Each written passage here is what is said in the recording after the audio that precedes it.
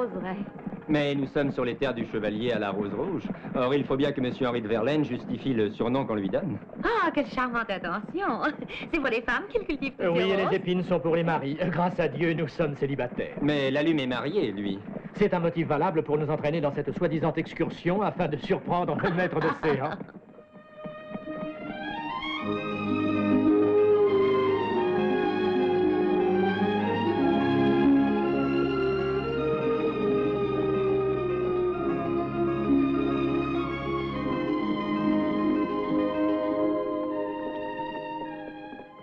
Le comte de Verlaine est-il chez lui? Non, non, non, monsieur le comte de Verlaine est sorti il y a quelques heures. Attention, Bernard, un majordome menteur va tout droit en enfer. Mon cher Lalume, l'idée de cette visite étant de vous, nous comptons sur vous pour nous guider. Mais, non mais messieurs, mais je vous en prie, messieurs. Mais enfin, messieurs, voyons. Que se passe-t-il? Expliquez-nous. Le marquis de Lalume ne supporte pas que sa belle épouse soit éloignée de lui. À peine est-il parti qu'il revient à sa recherche comme un chien de garde. Cherchons-le. Henri! Henri! Henri! Voyons de ce côté. Henri! Henri! C'est étrange. Où est-il donc? S'il n'est pas ici, où peut-il bien être, ce coquin? Henri! Cécile? Mais que vois-je? Je n'osais pas l'espérer. Vous êtes un impertinent, car je ne suis pas seule et je ne suis pas venue pour ce que vous croyez, cher Henri. Je vois, hein. Le voilà, il est là, dissimulé dans sa bibliothèque. Henri, il y a un moment que nous t'appelons. Oh, mon ami, voilà bien les effets d'une profonde lecture philosophique. Ce sont les pensées de Pascal. Un esprit souverain, une intelligence supérieure. Mon auteur préféré, je dois dire. Monsieur de Verlaine, vous arrive-t-il souvent de vous cacher et de faire dire que vous êtes sorti? Non, seulement quand je lis Pascal, mon cher Lalume. C'est une espèce de retraite que je m'impose en son honneur.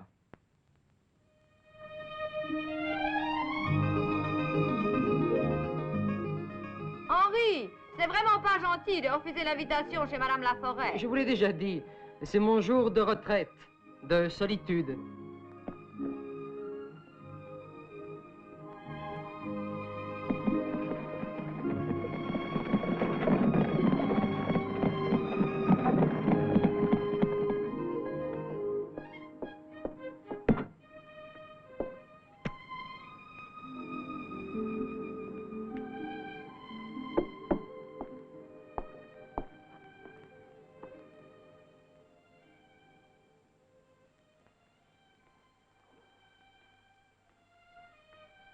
Ils sont partis. Oui, finalement. Grâce à Dieu. Remercions Pascal. Pascal? Qui est-ce? Non, c'est un très vieil ami à moi. Il n'y a pas de race plus exécrable que celle de ces fâcheux. À part celle des maris, bien entendu. Surtout les maris qui harcèlent leurs femmes. J'ai deviné, mon chéri. Rassure-toi, Antoinette, ce n'était pas ton mari. Tu en attendais donc une autre? Une autre? Mais mon amour, il n'y a personne d'autre que toi. Mon passé est enterré, mon âme, je te le jure.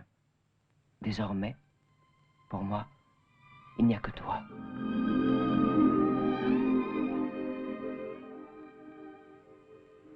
Je voudrais bien savoir qui était chez toi lors de la visite de mon mari, hein? Pourquoi y aurait-il eu quelqu'un? Je te le demande. C'était une femme, bien sûr. Oh non, pas une. Deux. L'une s'appelle Tristesse, l'autre Solitude. Elles me tiennent compagnie quand tu n'es pas là. Elles entrent dès que tu t'en vas et elles s'éclipsent quand tu reparais. Quel menteur tu es. Menteur? Moi qui adore la vérité. Oui, parce qu'elle est nue. Mais tu mens très bien. Louisa, je te le jure. Si je ne te dis pas la vérité, que je meurs sous le tir vengeur de ton mari.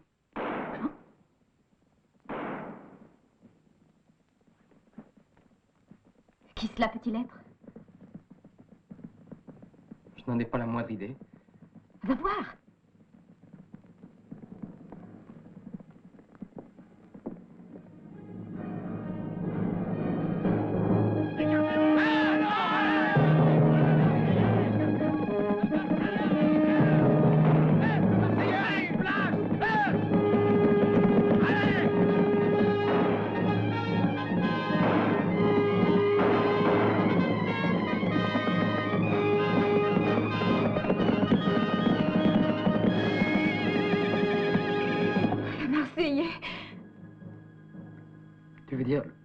bandit?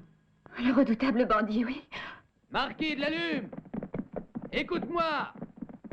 La faim règne sur Paris et il y a trop de grains dans tes granges. Tu es de ceux qui veulent tout avoir et ne rien donner. Alors tes réserves, moi, je vais les prendre. Oh, mon Dieu. Ne t'évanouis pas, Louise. Sois courageuse. Tous aux granges, mes amis. Qu'est-ce que nous allons faire? Mais regarde. Mais, Henri, je t'en prie, fais quelque chose. Oui, voilà. Voilà. C'est mieux comme ça.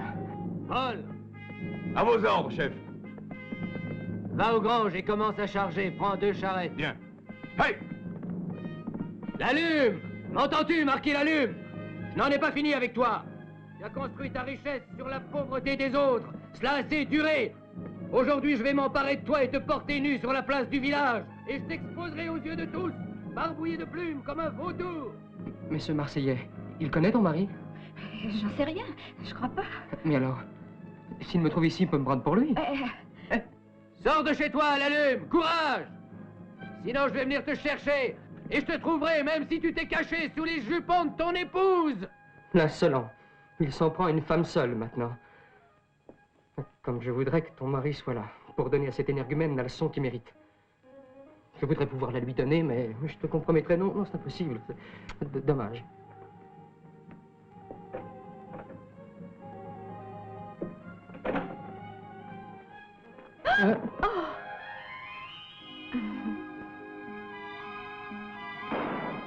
Tu crois que c'est le moment? Vite, plus vite! Dépêchez-vous!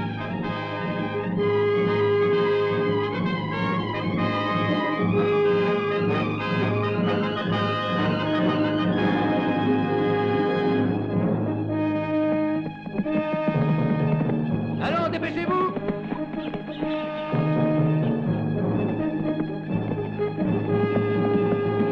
Garde! Garde!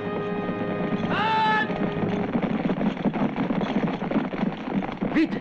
Courez vite chez le marquis de la Lume! Que se passe-t-il? Le Marseillais! La marquise est seule, il faut la sauver! Au galop!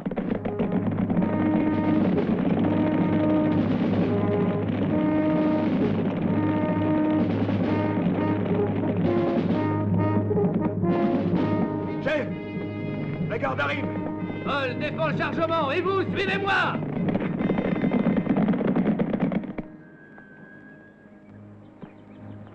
Ah. Eh ben, c'est pas étonnant, voilà pourquoi tu boitais. Et on prétend que ça porte bonheur. Bien. Tu sais bien que je n'ai aucun goût pour ce genre de concert.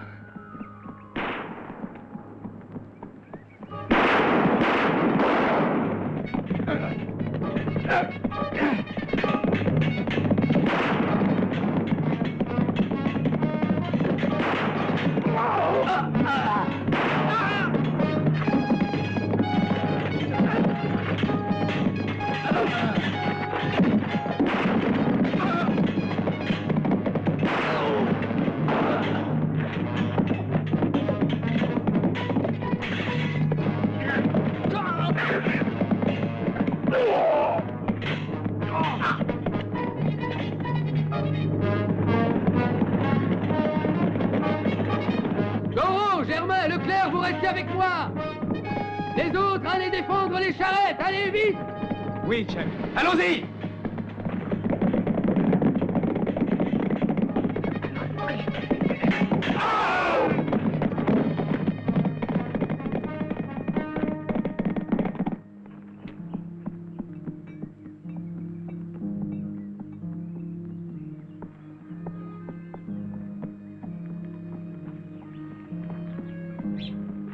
Hé, il y a un cheval à ferrer. Tout de suite, monsieur. Hé, mon cheval est ici. Je vois. Oui, mais tu en feras un autre. Et pourquoi devrais-je donner la priorité au vôtre? C'est cette question. Mais parce que c'est le mien. Ah, 1000 regrets, monsieur. Mais voyez-vous, à mon âge, il m'est impossible de satisfaire plus d'une bête à la fois. Qu'est-ce que ça veut dire? Ça veut dire que dès que j'en aurai fini avec celui-là, je penserai au vôtre. Ah, quand même, tu me feras cette faveur. Et moi, pendant ce temps, je devrais rester ici à attendre ton bon plaisir. Pourquoi n'allez-vous pas vous rafraîchir au Coq d'Or? Je préférerais mourir de soif plutôt que de mettre les pieds dans un endroit pareil.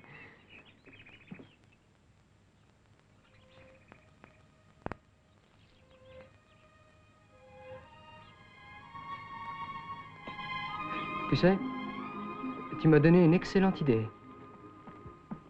Hé, Maria! C'était bon, oui? Oui. Et voilà ce Godeliron qui vient donner des ordres ici. Regarde.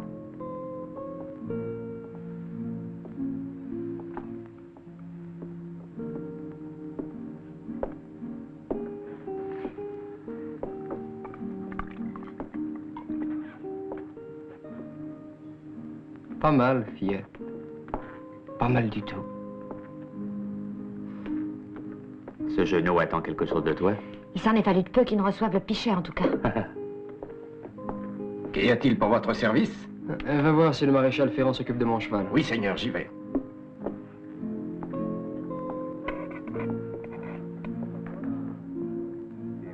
On ne t'a jamais dit que tu étais belle? Si tu étais un tout petit peu plus sociable, tu serais parfaite. Il me plaît d'être ainsi. Moi aussi, tu me plais comme tu es. Et je ne me trompe jamais quand il s'agit d'apprécier une femme. Pour toi, à mon avis, en plus de tes qualités apparentes, tu dois en avoir d'autres. Cachées, mais tout aussi appréciables. Je suis une assez bonne cuisinière, monsieur. Voulez-vous goûter à ma soupe aux poireaux? Je suis sûr qu'une fille comme toi a mieux à offrir. Alors une soupe aux épinards? Ou aux herbes? Excluons les potages. Vous n'avez pas d'appétit? D'appétit? J'ai plutôt une fringale. Alors mangez. Mais l'homme, fillette, est composé d'un corps et d'une âme. Pour la faim corporelle, ta soupe aux poireaux peut bien faire l'affaire. Mais sais-tu ce qu'il faut pour rassasier l'âme? La beauté. Voilà le mets qui peut rassasier une âme affamée. Et jamais je n'ai vu une beauté aussi appétissante que la tienne. Oh, Seigneur, je ne suis pas habituée à une telle galanterie. Vous voulez vous moquer de moi? Je n'ai jamais été aussi sérieux. Je ne voulais pas entrer ici. Mais depuis que je t'ai vu, cette auberge me semble le plus délicieux endroit du monde. Oh, mais c'est pas possible. Un seigneur comme vous. Possible que quoi? Que je sois resté charmé? Mais alors, personne ne t'a jamais dit combien tu étais belle? Oh, si, mais sans toutes ces jolies paroles. Et ce que je te dis est peu, ridiculement peu. Et si nous étions seuls, toi et moi, en un lieu plus propice?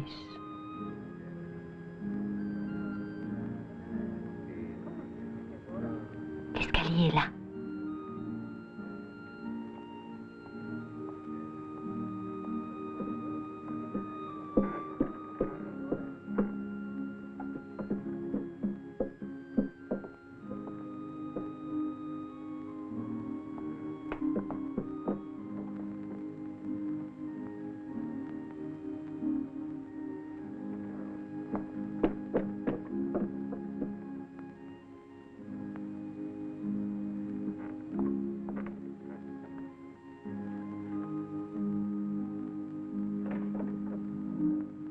Ah!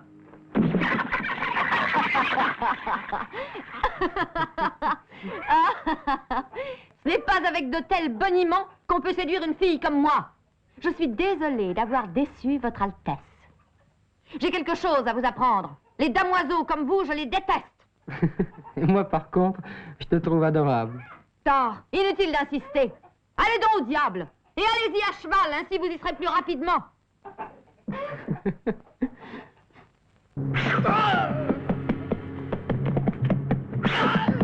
Ainsi tu apprendras à défendre la propriété de ton maître. Pour dresser les rustres comme vous, il n'y a que le fouet. C'est tout. C'est exactement ce que j'attendais de vous, baron Laflèche. Après tout, vous êtes lieutenant général de la police. C'est donc vous qui devez imposer les mesures de rigueur. Comptez sur moi. Grandet, Rambouillet. Envoyez vos hommes dans toutes les fermes. Vous réquisitionnerez tout le grain des paysans. Et vous le livrerez à monsieur le marquis de la Lume en dédommagement du tort qu'il a subi. C'est clair? J'estime que si ce brigand dépouille les riches pour venir en aide aux pauvres, il est plus que juste que les forces de l'ordre réquisitionnent les pauvres afin de dédommager les riches. Oui, c'est très juste.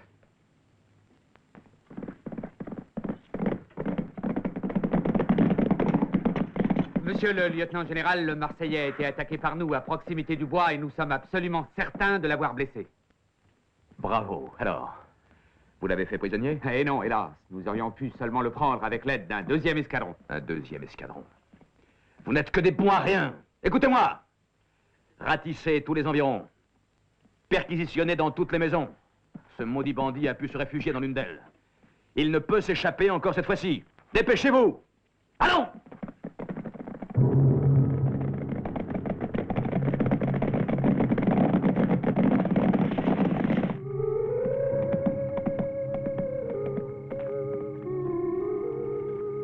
Mais que se passe-t-il? Sans les gendarmes.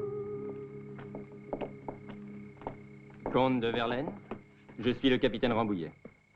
Pardonnez-nous cette intrusion dans votre maison. Ordre du baron Laflèche. Et puis-je en savoir le motif? Vos domestiques sont déjà au courant. Quant à moi, j'exécute les ordres. Veuillez nous excuser. En avant.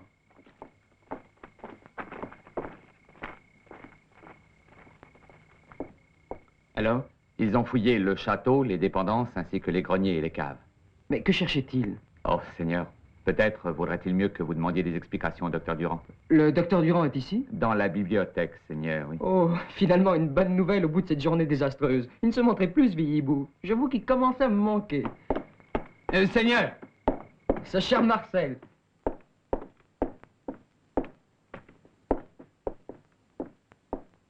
Bernard. Où est le docteur Durand? Il est là? Dans le boudoir. Oui, Seigneur. Que fait-il? Il m'a dit de vous faire entrer immédiatement.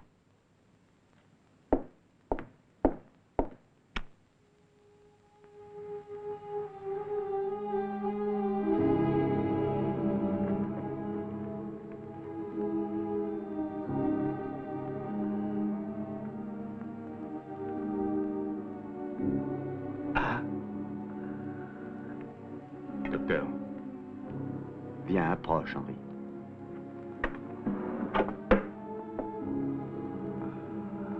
Restez tranquille.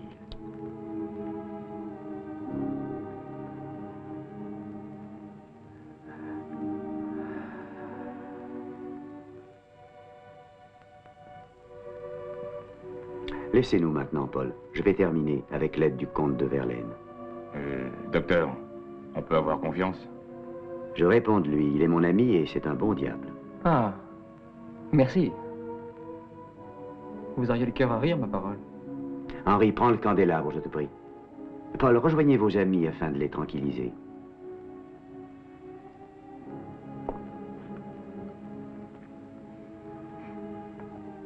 Approche-toi, Henri. Plus près, éclaire la blessure. Mais tiens-le sans trembler, bon Dieu. C'est lui que j'opère, pas toi.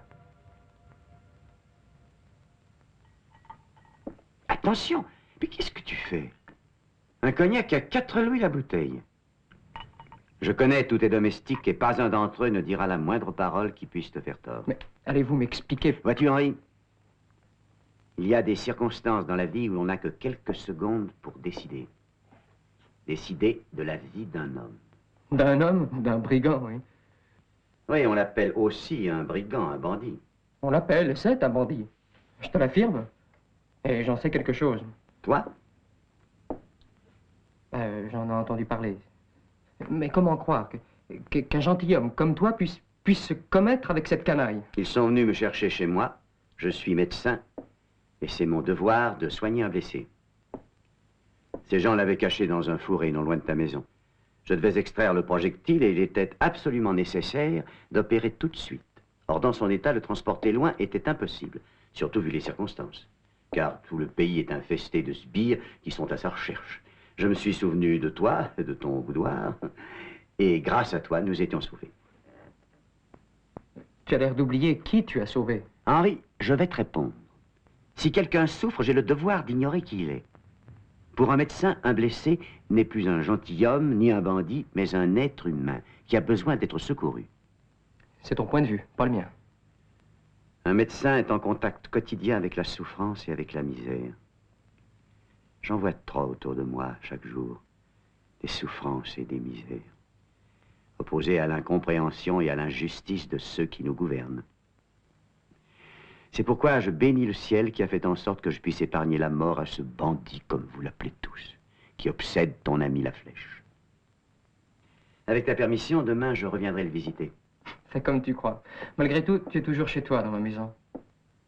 Merci. Oui, mais dépêche-toi de le guérir. Et n'oublie pas que j'ai besoin de mon boudoir.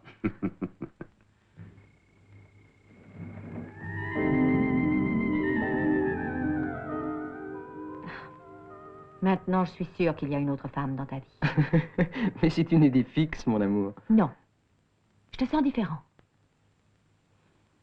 Tu n'es pas le même que la dernière fois, chez toi, dans ton boudoir.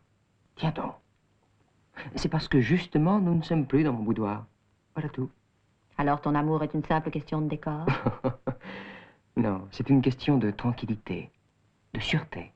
Oh, Henri, comme si je ne connaissais pas mon mari. C'est que je le connais, moi aussi. Et je sais que c'est une des meilleures dames de France. Je parlais de ses habitudes. Quand il emmène avec lui une grande malle, il reste à Paris au moins une semaine. Sais-tu ce que je vais faire? Non. Je m'habille et nous nous transportons dans ton boudoir. Non. Oh, pourquoi? Parce que nous sommes très bien ici.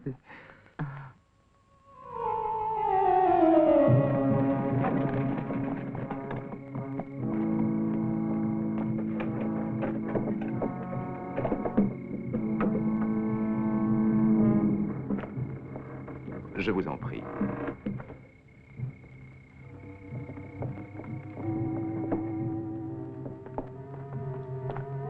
Bienvenue, monsieur le baron. Merci. Dites-moi, est-ce que la baronne est déjà couchée? Oui. C'est plus que naturel à cette heure, mon cher baron. Vous lui présenterez mes hommages? Je n'y manquerai pas.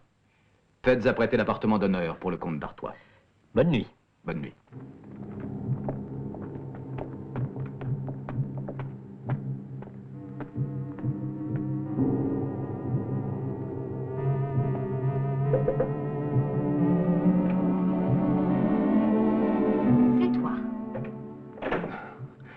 Je me demande bien qui d'autre que moi oserait pénétrer dans ta chambre en pleine nuit. Tu rentres de Paris à cette heure pour me débiter des insolences? Mais quelles insolences! Je plaisante, voyons. C'est de très mauvais goût. Tu as l'air de bien mauvaise humeur.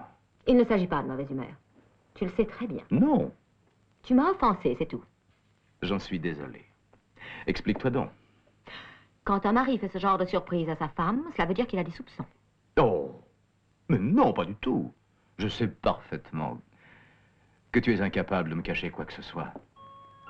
Demain, tu m'expliqueras pourquoi tu es rentré ainsi à l'improviste. Je vais te l'expliquer tout de suite. Il s'agit d'un secret d'État. Mais pour toi, je n'ai pas de secret. Tu le sais. Il m'a fallu subir toute l'explication. Il n'en finissait plus. La pauvre, elle inventait 1000 excuses pour l'envoyer dormir dans sa chambre. Et moi, j'étais tapi dans l'armoire, maudissant le ministre Necker, le comte d'Artois, tutti quanti. Necker? En quoi tout cela pouvait-il le concerner? Parce que c'est lui la cause de tout. La flèche est rentrée cette nuit parce que Necker se rend demain à Versailles pour demander une convocation des États généraux. Mais qu'est-ce que c'est que cette histoire?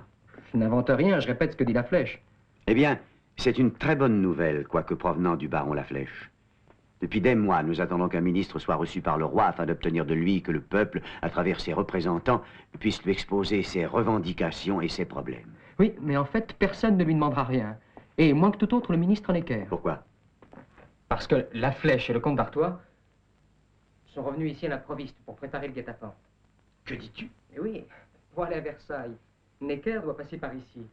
Et la flèche fera attaquer sa voiture par un escadron de gendarmes déguisés en bandits. Les canailles. Moi, personnellement, je trouve que c'est de bonne guerre que de lui faire un peu peur. Comme ça, nous serons quittes. Mais le plus absurde, c'est que moi, pour avoir le douteux honneur de cacher ici un bandit, je dois mettre en péril la vie d'un gentilhomme. La mienne. Et pour passer une nuit avec l'épouse du plus grand sbire de France, tu risques ta vie avec joie.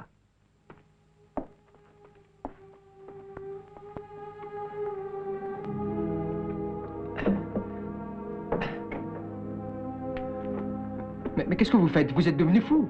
Ma parole, la fièvre vous est montée au cerveau. Non. Il faut que je m'en aille. Vous en allez, mais vous voulez donc vous suicider? Ma présence ici, pour vous... Ah, parfait. Ah, vous écoutez aux portes, maintenant. J'ai entendu sans le vouloir. Excusez-moi. N'en faites pas un monde. De toute façon, vous ne m'avez pas entendu dire au docteur Durand que je voulais vous expulser. Vous n'êtes pas susceptible, j'espère. Allez, en tout cas, vous allez vous remettre au lit et tout de suite. Il avait bien raison, cher docteur. C'est vrai que vous êtes un bon diable. Ne parlez plus maintenant. Ça vous fatigue. Il faut que je m'en aille.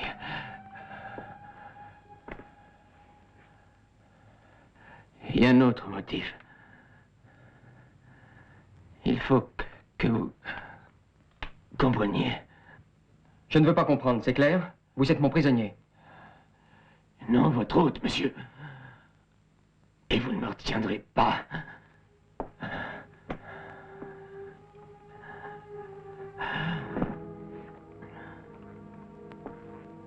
Vous voyez?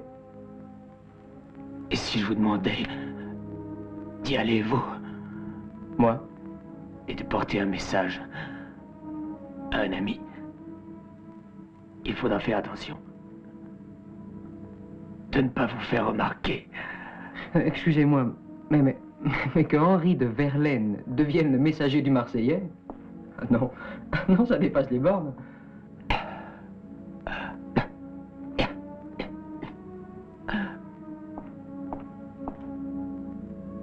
Soyez raisonnable. Retournez au lit. Donnez-moi un cheval. J'aurai la force d'arriver au Coq d'Or. Vous avez dit au Coq d'Or?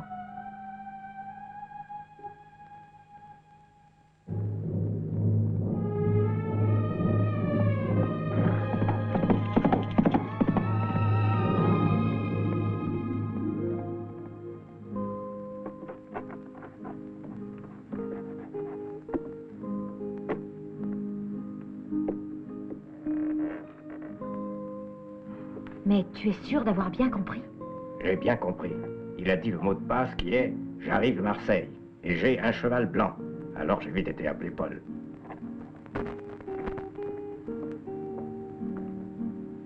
Goûtez ce ragoût. Il est bon? Paul sera là d'un moment à l'autre. Bien, parce qu'il s'agit d'une chose très urgente et très importante. Vous le connaissez vraiment très bien, Paul? Jeune fille, la curiosité est toujours un défaut déplorable.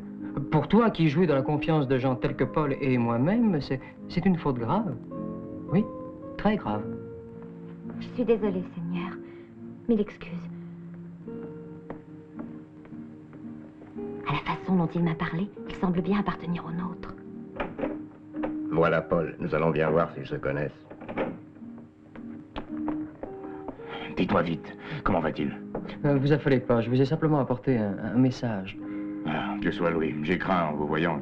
Non, pas ici. Suivez-moi.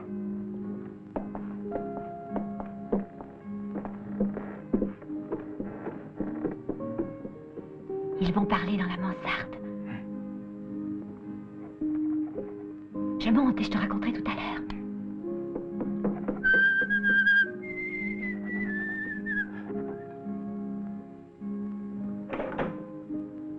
Si on a besoin de toi, on t'appellera. Maintenant, retourne à tes fourneaux. Allez, va-t'en! Faites attention à cette fille-là. Quand vous partirez, elle vous posera plein de questions. De quel genre? Oh, ben, concernant le Marseillais, c'est plus que de la curiosité, c'est de l'adoration. Mais si elle fait partie de sa bande, elle doit le connaître mieux que moi. Non, monsieur. Jamais elle n'a vu son visage. Personne, d'ailleurs, ne l'a vu, sauf moi. Et comment est-ce possible? Le Marseillais porte toujours un masque. Vous ne saviez pas? Si, je pensais qu'il le portait qu'au combat. Oui, mais il ne l'enlève que lorsqu'il est seul. Autrement, il se cache. Sitôt le combat fini. Alors, il se méfie même de ses partisans. Non, c'est pas ça. Mais je peux pas vous en dire plus. Dites-lui de ma part que tout est prêt pour que le ministre Necker arrive sain et sauf à Versailles. C'est tout? Dites-lui aussi que j'ai dissimulé à nos hommes la gravité de son état. J'ai annoncé une simple égratignure et une côte fracturée. Nous sommes impatients de le revoir, et notre morale est d'acier. Monseigneur. Quoi? Tu as décidé de m'attirer dans un autre de tes gracieux traquenards? Oh, pardonnez-moi, s'il vous plaît. Mais je ne pouvais pas imaginer que vous étiez l'un des nôtres. Votre apparence m'a déroutée. Vous jouiez si brillamment le rôle du jeune homme idiot. J'avoue que j'y ai cru, j'ai donné dans le panneau. Ouais. Moi aussi, je dois dire. Dans le panneau de la fenêtre. Je suis vraiment désolée. Mais pourquoi m'avoir joué la comédie à moi? Hein? Nous sommes entourés d'espions. Je voulais étudier la situation. Alors, tout était faux dans ce que vous avez dit? Ma foi, il fallait bien aller jusqu'au bout de mon rôle de jeune homme idiot. Mais si je comprends bien, tout ce que je t'ai dit ne t'a pas déplu, alors?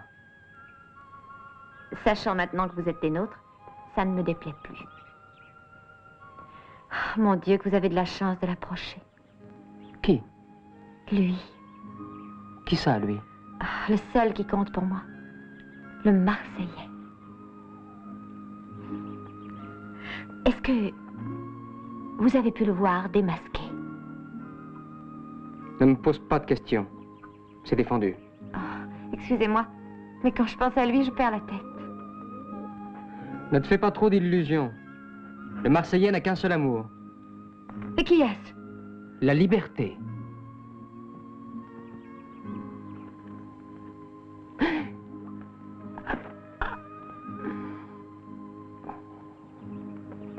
Qu'est-ce que vous avez? Rien. Rien. Est-ce que vous êtes blessé? Bon, une simple égratignure. Au côté droit, Seigneur? Oui, au côté droit. Pourquoi me regardes-tu ainsi? Ne me dis pas que cet imbécile de Paul... Oh, oui, il a parlé tout à l'heure de votre blessure. Oh, finalement, je te vois, Marseillais. Chut! Ne laisse jamais échapper ce nom. Allez, viens. Mais qu'est-ce que vous faites? Viens.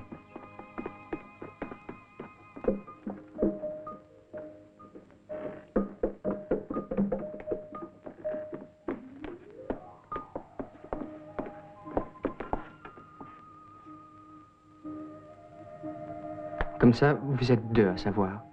Paul et toi. À te connaître, oui, nous sommes deux. Mais tu me promets, Maria, de ne faire aucune allusion. Et surtout pas à Paul. Je te le jure. Je te donnerai ma vie si tu la voulais. Je le ferai avec joie. Mais la vie est un bien précieux. Comme l'amour. Je t'ai aussi donné mon cœur. Ça te fait mal? Oui, si je pouvais m'étendre un peu. On ne pourrait pas avoir une chambre dans cette auberge? Oh, mais oui, il y a la mienne. Ah oui?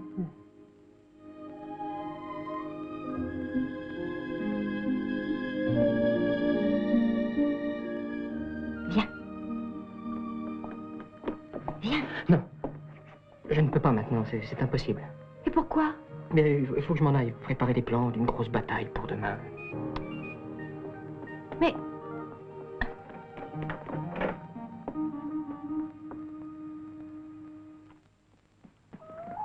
Mais tu ne peux pas te battre avec ta blessure. Un chef doit donner l'exemple.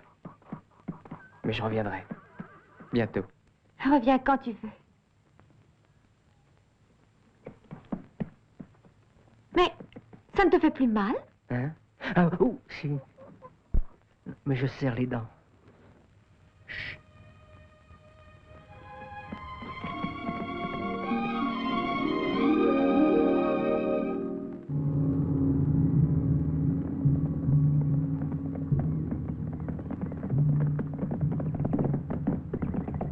La voiture vient de franchir le pont, capitaine. Il n'y a pas de capitaine, imbécile. Je me nomme Giraud. Giraud! Personne ne doit s'apercevoir que nous sommes des gendarmes. Nous sommes des brigands. Oui, capitaine Giraud. Espèce d'idiot! Préparez-vous! Cachez-vous le visage! Tenez-vous prêts!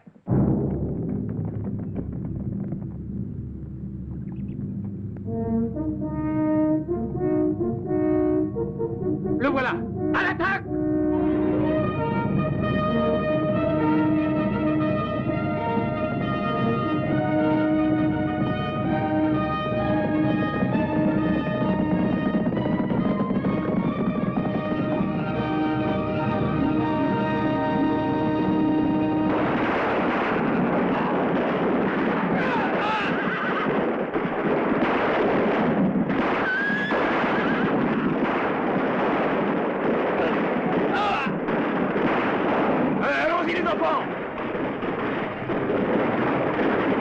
Défendez-vous!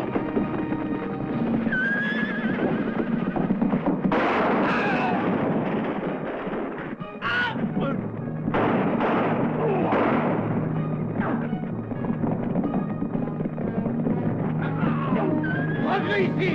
Bande de lâches! Bon à rien!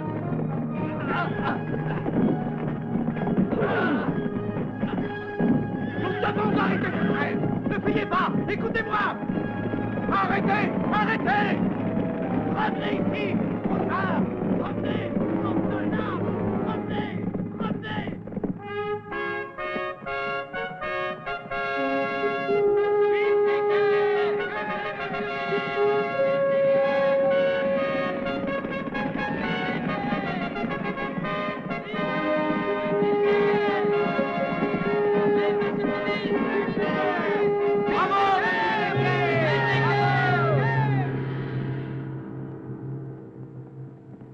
C'est inexplicable. Enfin, qui peut les avoir avertis? J'ai mis sabre au clair en criant « En avant, mes preux !» Et tous de foncer au galop sur ces chiens. Mais, et ta blessure? Je me suis battu souvent avec des blessures beaucoup plus graves que celle-ci. Quand je respire la poudre, c'est magnifique, ça me fait bondir. Je comprends très bien, tu sais. J'ai demandé souvent à Paul de m'emmener à la bataille. Hein, toi? Oui? Il ne te l'a pas dit? Non, jamais. Le lâche. Et il me disait que c'était toi qui ne voulais pas. Oui, mais il fallait t'adresser directement à moi. Et comment aurais-je pu te joindre? Ah, tu sais, tu étais pour moi l'être le plus inaccessible du monde. Et voilà maintenant que non seulement tu m'as approché, mais tu m'as conquis. Tu m'as capturé.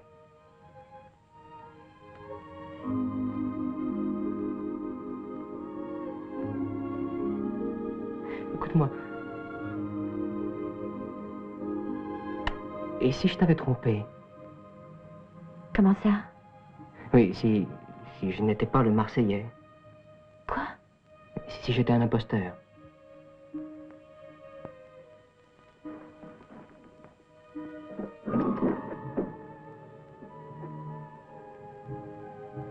Je crois que je te tuerai. Hein? Tu plaisantes? Non, je ne plaisante pas. Je suis très sérieuse.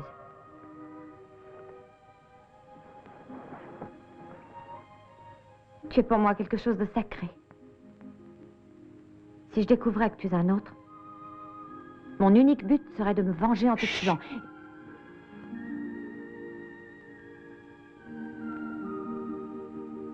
Montre-moi ta blessure. Non. Non, le médecin a été formel. Il ne faut pas toucher au pansement. Une autre hémorragie pourrait m'être fatale. Et puis, je suis déjà si faible.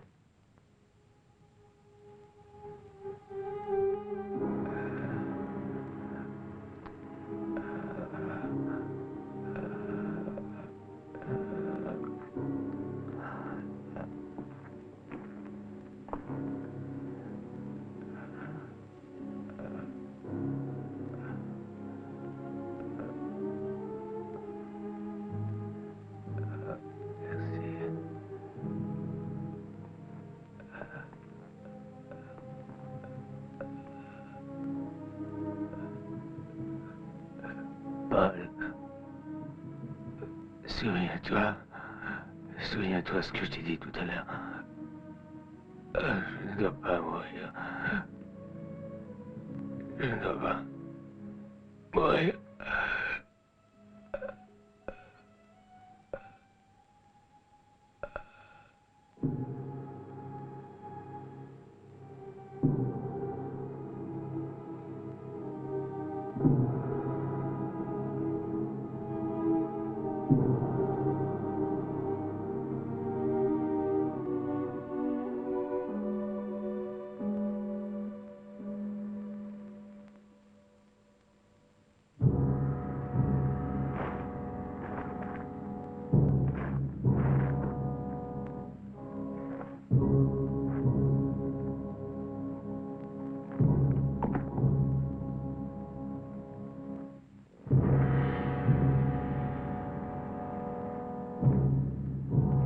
jour, le peuple inscrira son nom sur cette croix.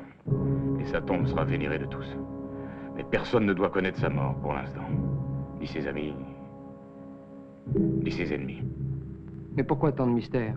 À quoi ça sert? Le Marseillais est pour nos partisans une figure de légende.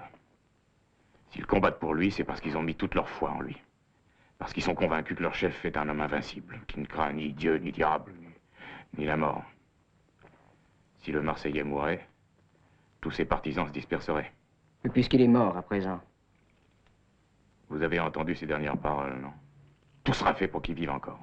Il suffirait d'un masque et d'une stature qui ressemblerait à la sienne pour qu'un homme intrépide sauve la situation. Tenez, vous, par exemple, vous lui ressemblez. Moi ou tant d'autres. Je sais très bien que j'ai raison. Allez, vous avez beaucoup de points de ressemblance avec lui. Paul, vous choisissez mal votre moment pour plaisanter. Que peut-il y avoir de commun entre un homme comme le Marseillais et quelqu'un comme moi, enfin? Je vais vous le dire. Avant d'être avec nous, le Marseillais était un homme de votre milieu. Eh oui, c'était un noble comme vous. Il est devenu un héros, comme vous pourriez en devenir un, peut-être. Moi, un héros? Mais j'aime trop la vie, mon cher Paul. Il y a bien des manières d'aimer la vie. Celle que j'ai choisie me plaît. Et je la garde, jalousement. Oui, vous m'excuserez, mais j'ai toujours considéré comme des fous tous ceux qui risquaient leur peau pour des idées fumeuses, absurdes, comme vous. Une jeune fille veut vous voir, monsieur le comte. Oui, je sais, vous avez défendu qu'on vous dérange, mais il n'y a pas un instant à perdre. Maria. Vous pouvez aller, Bernard. Allons, calme-toi, ma belle, assieds-toi. Oui, Paul. Je savais aussi que le Marseillais, c'était lui. Et je lui avais promis de ne rien dire à qui que ce soit, de garder le secret. Ah, je comprends. J'espère que tu n'es pas fâché, Paul. Moi, fâché, mais au contraire, petite. Mais je te remercie d'être venue. Tu es une des nôtres. Nous avons confiance en toi. Dis ce que tu as à dire au Marseillais. Je te donne de sa part l'autorisation de parler. Nous sommes d'accord. Commandant, bien sûr. La Flèche est furieux d'avoir manqué l'attaque contre Necker.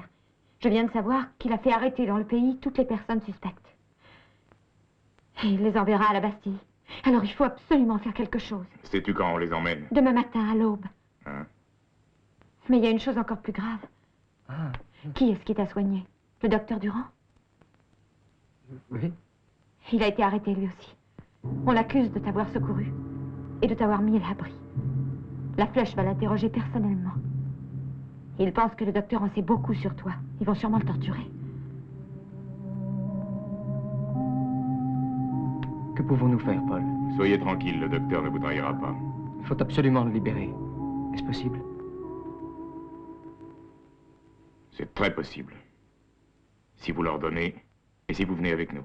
Moi aussi, je viens avec vous. Tu me l'as promis. Oui, je te l'ai promis. On n'est aucune peur pour moi. Je sais très bien tirer. Et regarde. Les ordres? Faites sceller les chevaux. Allons.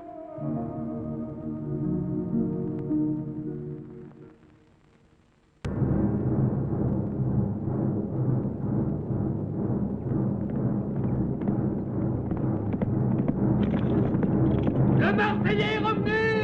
Il est revenu! Vive les dragons!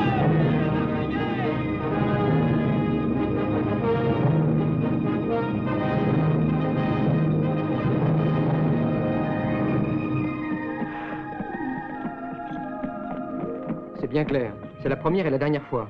Et seulement parce qu'il s'agit du docteur Durand. Et à la petite, vous lui direz la vérité? Maria, j'en fais mon affaire. Mais en attendant, cette folle s'est mise en tête de faire le coup de feu. Bah, qui lui a permis de venir?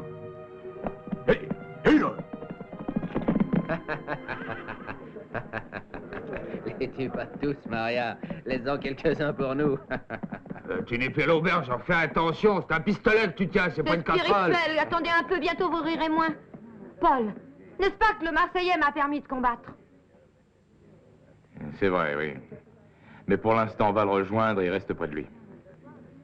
Il est encore très affaibli. Je l'ai convaincu de suivre les opérations de loin. Va le rejoindre et tu nous transmettras ses ordres. Tu serviras de liaison. File, allez, va.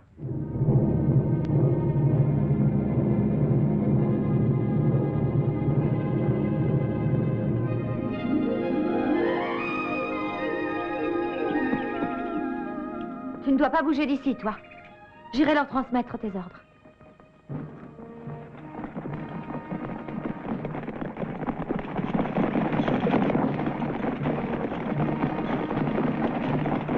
As-tu quelque chose à faire dire à Paul? Non, non, non, tout se déroule parfaitement, selon mes plans.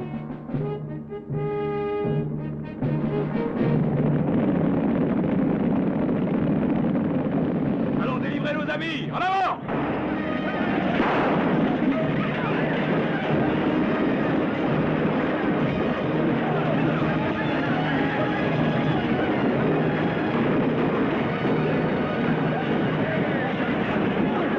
Tu n'as vraiment pas d'ordre à leur donner? Mais non, ce n'est absolument pas nécessaire, je t'assure. Alors il est inutile que je reste ici. Maria! Maria! Reviens immédiatement! C'est un ordre!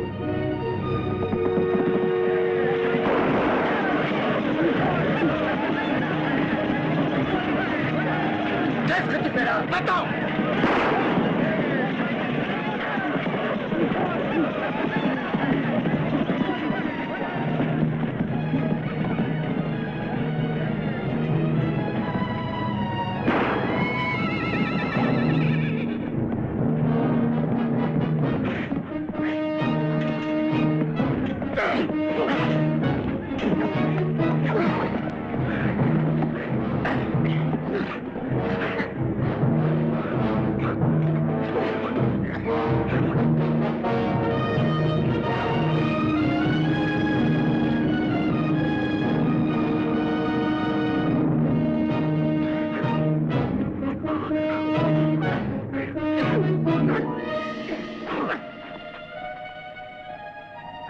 De Verlaine.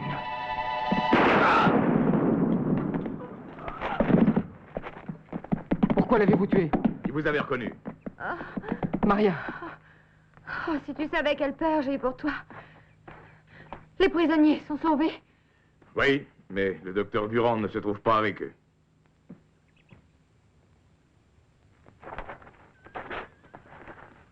Comment? Ils l'ont remis en liberté? La Flèche n'est pas un homme à changer d'avis.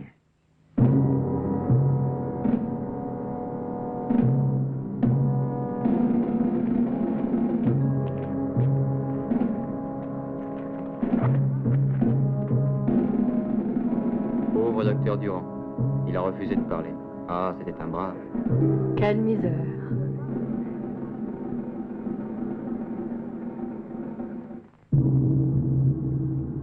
Vous connaissiez le docteur Durand? C'était mon médecin traitant. Je l'ai toujours considéré comme un homme de bien. Il est bien évident, mon cher de Verlaine, que votre connaissance en homme est très limitée. Cela compense votre expérience en femme, qui est grande, m'a-t-on dit.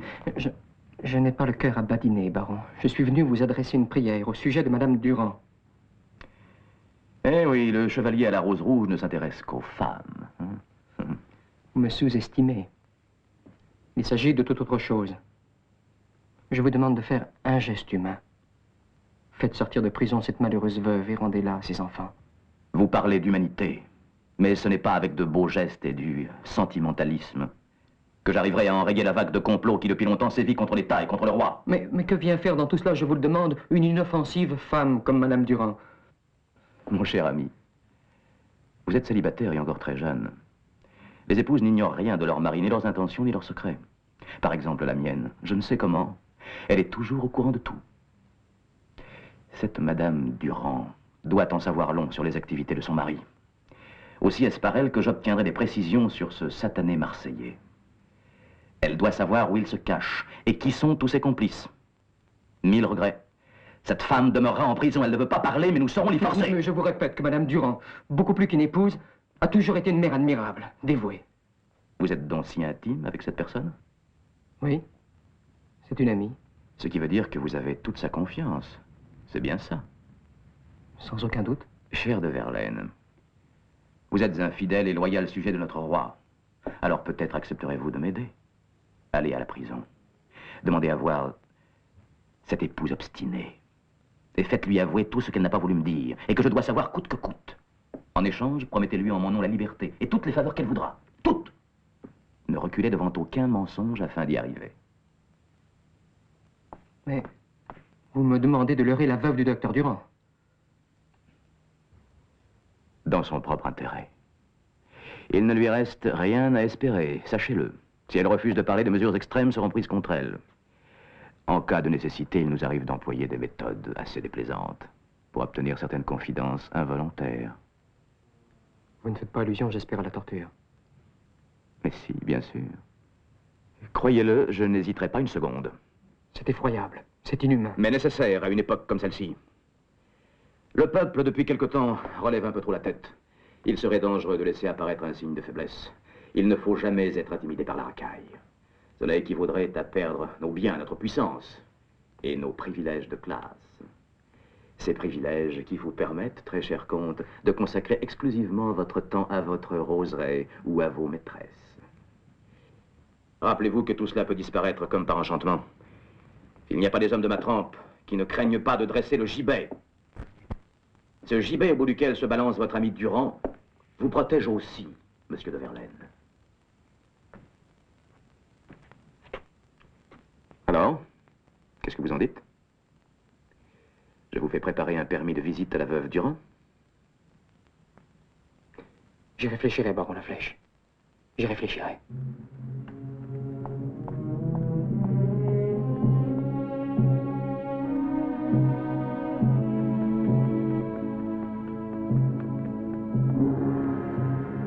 Ce gibet au bout duquel se balance votre ami Durand vous protège aussi, monsieur de Verlaine.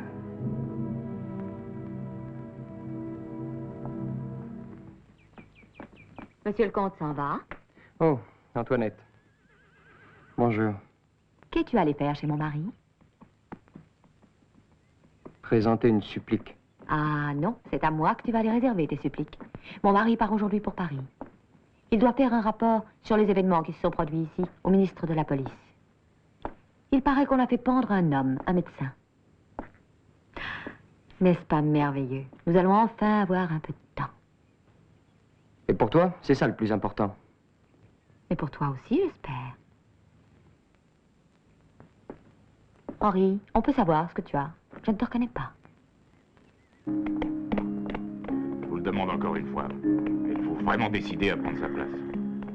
Oui. Et j'en rends grâce avant tout au baron Laflèche. C'est lui qui m'a fait comprendre quelle est la route que dorénavant je veux et je dois parcourir jusqu'au bout, coûte que coûte. Pour le moment, il vous en coûtera 10 francs de l'heure.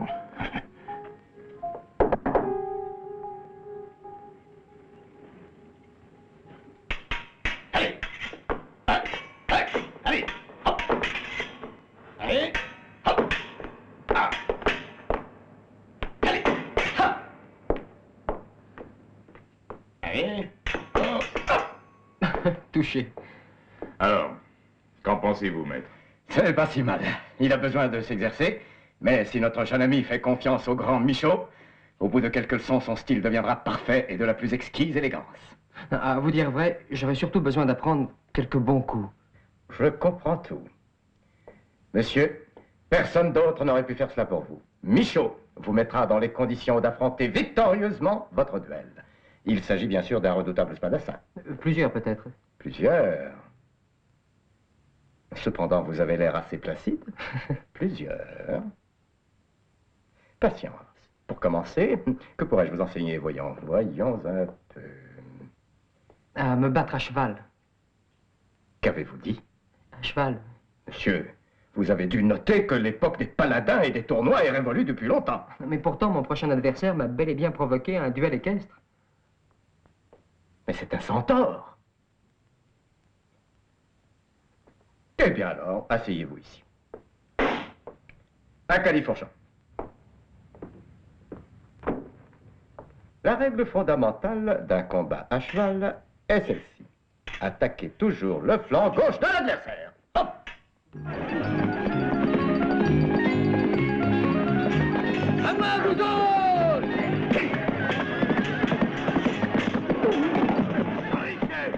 J'arrive!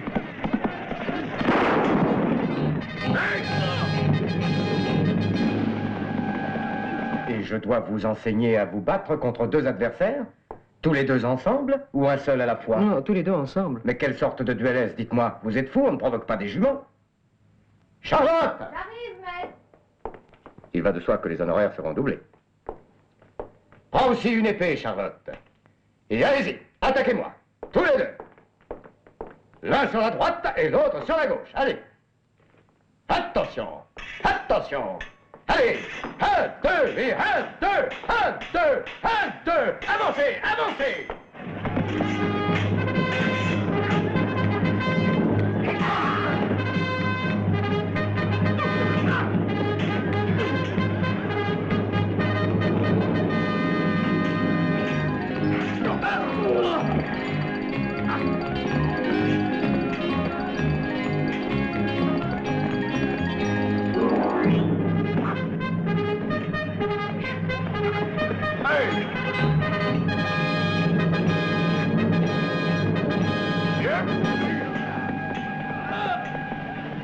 Du ciel, allons, allons, Seigneur, mais j'ai réglé des centaines de duels et je n'ai jamais vu un adversaire qui tombe du ciel. On n'a jamais vu une telle chose. Mais ça peut arriver, non? Certes, en pleine forêt équatoriale, en duel contre un gorille.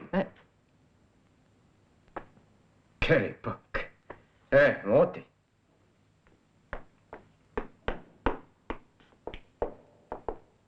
Allons, tombez-moi dessus.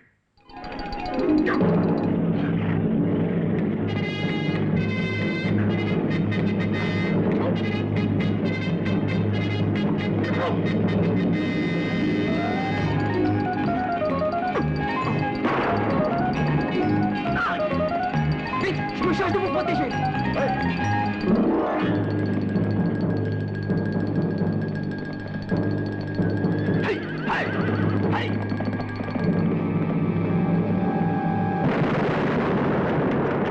Vous travaillez dans ce bois et vous dites que vous ne vous êtes aperçu de rien. Comme c'est curieux. Il y a pourtant eu un incendie considérable. Et l'explosion a été entendue à plusieurs lieux. Le bois est très grand, Seigneur. On n'a absolument rien entendu, absolument rien. Et d'ailleurs, on n'était plus... Allez!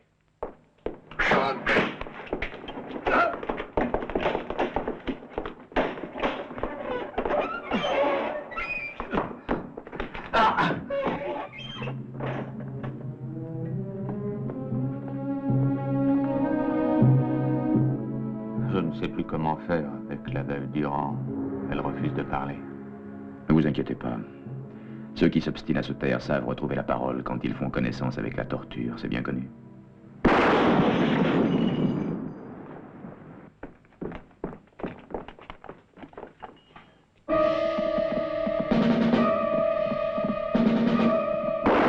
Attrapez-le!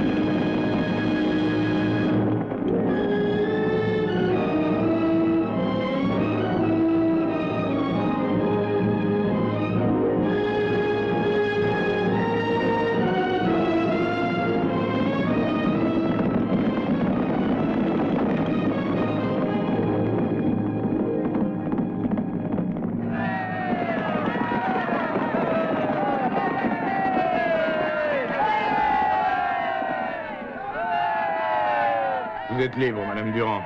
Nous vous avons trouvé un refuge. Vos enfants vous y attendent déjà. Merci. Bonne chance. Merci. Allez! À moi!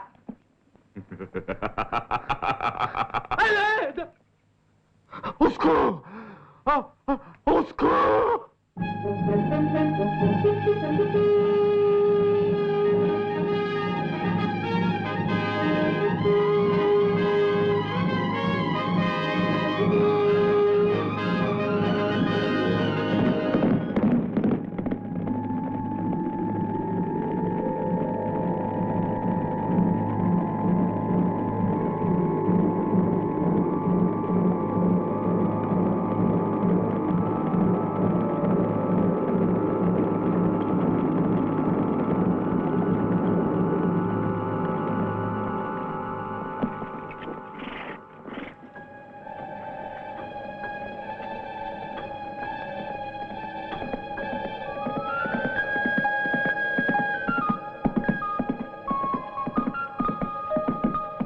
Baron Laflèche.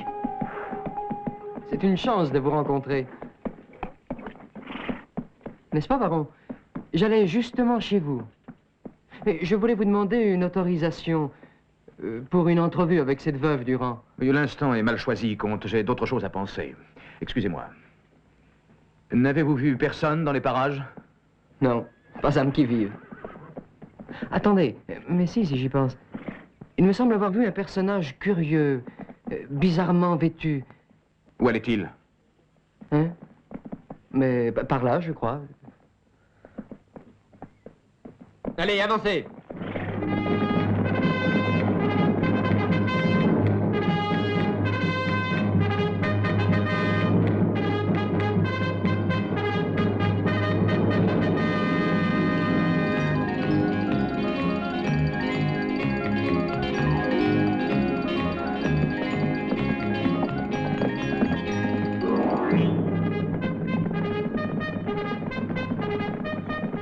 Je suis terriblement mortifié. J'ai commis une bévue impardonnable. Mais de loin, je l'avais pris pour un homme. Comte de Verlaine, vous devriez vous acheter une paire de lunettes. Allez, demi-tour!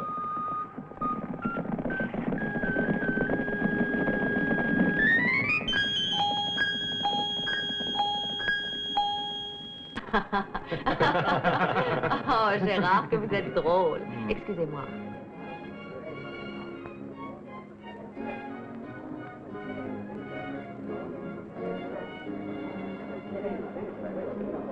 Ça a l'air d'un conte de ma mère Loi. C'est vrai. Ce brigand traqué, qui continue à caracoler impunément à travers nos campagnes. On n'est même plus en sécurité dans sa propre maison. Et pourtant, nous avons des légions de gendarmes superbement équipés. Et d'un courage spectaculaire. Mais ils ne servent qu'à la parade. Or, ce qu'il faudrait, c'est de l'imagination. Et le moins doué de cette qualité, ne craignons pas de le dire, c'est le baron Laflèche. On parle de mon mari. Avec enthousiasme, j'espère. Oui. Nous parlions de lui indirectement. Nous disions que le Marseillais n'a plus longtemps à vivre, qu'il fasse attention, ses jours sont comptés. Ses heures, dirais-je. Oh, maintenant tout le monde n'a que ce sujet de conversation. Vous aussi, monsieur de Verlaine. Je suis victime du mauvais exemple. Je vous pardonne pour cette fois. Et je vous permets de m'offrir le bras. Vous permettez. Écoutez, connaissez-vous la nouvelle que le comte d'Artois a ramenée de Versailles? Non. Il se pourrait bien que le roi exige la destitution de Laflèche. C'est vrai. Ce qui a contribué à vous mettre en fâcheuse posture, c'est le fait que ce bandit agit toujours en parfaite connaissance de cause. Il est au courant de tous vos projets. Chaque fois que vous allez arrêter quelqu'un, c'est toujours lui que vous trouvez ponctuel au rendez-vous. Oh, mon cher d'Artois, vous allez me faire croire que je vis entouré d'espions. Oh, mon Dieu, vous savez, il suffit parfois de domestiques un peu vénales. Impossible. Ils sont triés soigneusement, j'ai pris mes précautions. Mes domestiques sont pour la plupart des gens de la police déguisés. Ah, je m'explique maintenant pourquoi ils servent à table, comme s'ils jetaient la soupe aux prisonniers. À mon avis, ce brigand doit avoir de très hautes protections. Son coup de main en faveur du ministre Necker, la libération de la veuve Durand, prouve bien qu'il a un informateur placé en haut lieu. Je pense d'ailleurs que cet homme, ce mystérieux protecteur qui lui sert d'espion, se trouve sur la liste établie par nous. Vous n'êtes pas de mon avis? Sans doute, sans doute. Mais j'étais en train de penser que cette liste pourrait nous servir d'appât. Que voulez-vous dire? Eh bien, supposez que le Marseillais en prenne connaissance. C'est impossible. Il n'y a que ma femme qui soit au courant, en dehors de nous deux. Eh oui, pour le moment. Mais si nous chargions certains de nos agents d'en parler à la ronde, et non seulement de la liste, mais du fait que nous la porterions tous les deux au roi à Versailles, la chose pourrait très bien arriver à ses oreilles. Dans ce cas, alors, il nous attaquera. Ça ne fait aucun doute. Car ce document est d'un intérêt capital pour le Marseillais. Il pensera qu'en s'emparant de la liste, il pourra sauver les suspects en question. Vous êtes prêt à en prendre le risque, Laflèche? Certainement. Et puis notre voyage se fera sous escorte. Oui. Oui, mais discrètement. Une douzaine de gendarmes, pas plus. Oh. Apparemment. En réalité, ils seront plus de 100. Je préfère ça. Cette fois, je crois bien que ce sera son dernier exploit. Si toutefois il ose le tenter. Non, il osera. C'est trop séduisant. Dès qu'il aura connaissance de cette liste, je me charge de tout. Je vais avertir mes meilleurs agents. Non. Non, la flèche, je vais m'en occuper moi-même. J'ai sous la main des gens extrêmement doués, mais je vais m'en servir. Vous n'en prendrez pas ombrage. Mais non, comte. Je vous laisse le champ libre. Je n'ai pas de secret pour toi. Je te confie mes moindres pensées. Tu peux lire en moi. Comme dans un livre ouvert. Je t'en prie, l'ironie n'est pas de mise. C'est probablement à cause de ça que les choses en sont arrivées là. À force de lire et de relire toujours le même livre, on finit fatalement par le trouver ennuyeux. Mais voyons, qu'est-ce qui te fait penser à des choses aussi absurdes? Ton attitude, Henri. Parce que toi, tu me caches quelque chose. Ces derniers jours, tu es beaucoup plus mystérieux. J'essaye de me rendre intéressant. Le mystère a toujours fasciné les jolies femmes. Attention, on pourrait nous voir.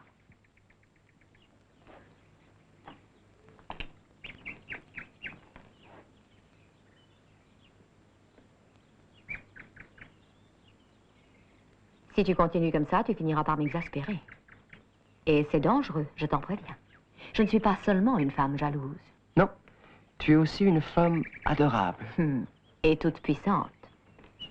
Si je voulais me venger, je pourrais facilement te faire jeter à la Bastille. N'oublie pas ça. Et comment?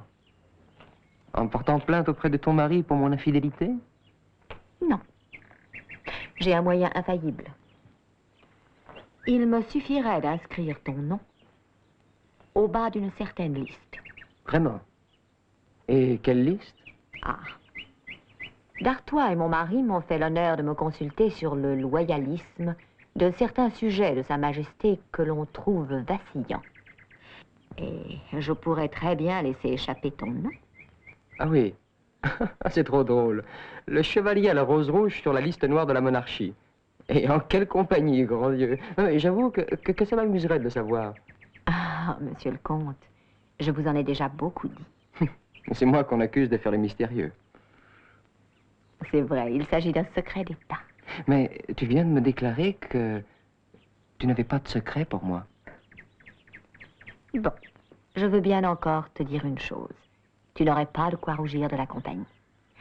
Il y a sur cette liste des écrivains, des artistes, des avocats et même quelques aristocrates.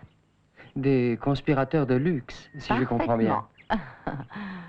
Pour les arrêter, pense que mon mari doit demander le nihil obstat à Sa Majesté. C'est d'ailleurs pour cela que d'Artois et lui vont à Versailles. Ah.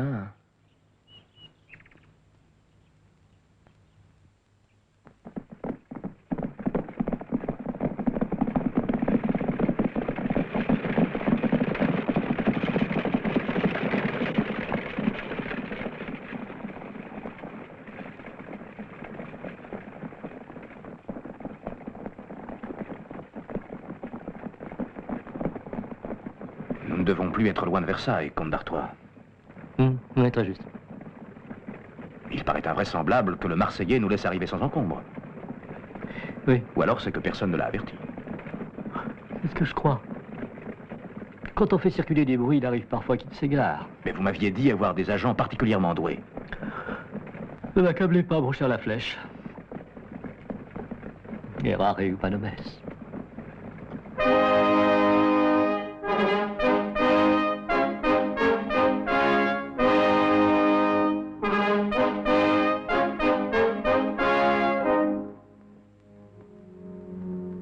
Nous avions plus de 100 gendarmes à notre suite. Tout était prévu pour arriver ici, la liste en main, et le Marseillais en prison. Contentez-vous de la liste, mon cher Laflèche. Sa Majesté appréciera, j'en suis sûr. Le roi.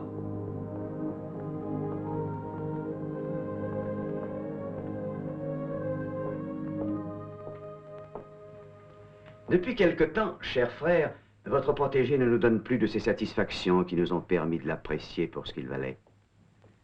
Le baron Laflèche a une liste de noms qui fera frémir votre majesté.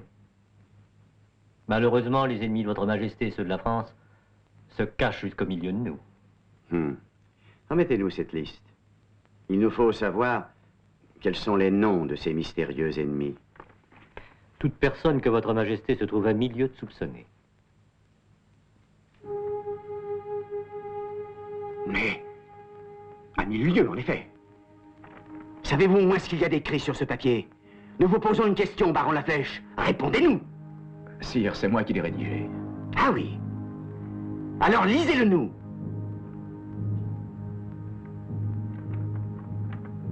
Nous vous écoutons. J'ai l'honneur de demander à votre majesté l'autorisation de procéder contre toutes les personnes sous-mentionnées, à la charge desquelles, grâce à mes minutieuses enquêtes, ont été apportées les preuves de trahison envers la nation. Je dénonce comme traîtres toutes les personnes suivantes. Continuez. Majesté. Continuez, nous vous l'ordonnons.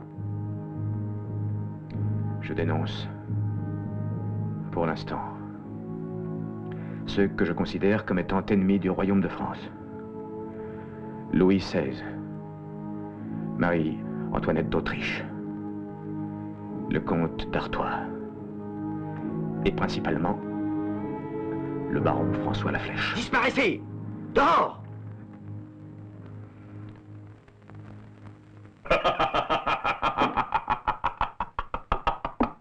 Alors j'aurais voulu être présent quand le roi a ouvert la lettre, le baron a dû avoir une fameuse surprise.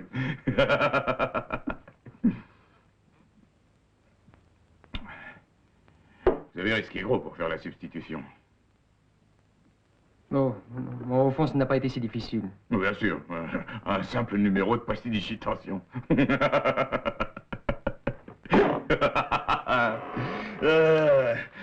sais qu'il y a quelqu'un qui s'empresse toujours de faciliter vos entrées clandestines dans la maison des Laflèche. Est-ce quelqu'un là ne se doute certes pas que vous êtes entré subrepticement dans le bureau du baron afin d'y forcer ses tiroirs? Où voulez-vous en venir, Paul? Oh, je veux pas les ingénus. Voyons, je parle de la belle baronne. Je vous interdis d'en nommer. Si Maria savait ça.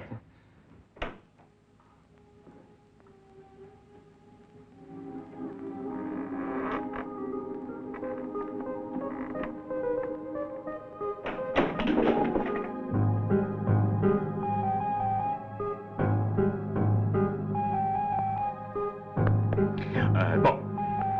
Eh ben, je vais dormir. Je suis mort de fatigue.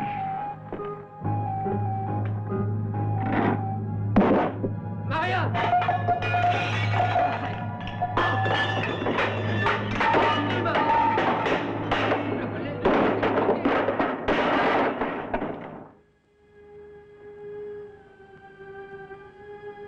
Ça te fait mal? Oh. Oh, pardonne-moi. Mais je t'aime. Ah. Ne me déçois jamais. Ce serait pas juste. Je ne l'ai pas mérité. Mais je t'ai expliqué. Tu n'as rien à craindre. Rien. Je sais que j'appartiens à un autre monde, bien éloigné du tien. Je ne suis rien qu'une pauvre fille. Mais tu vaux plus que toutes les autres femmes du monde. Et puis tu m'as appris ce qu'est le véritable amour. Et pour ça, je te serai reconnaissant toujours.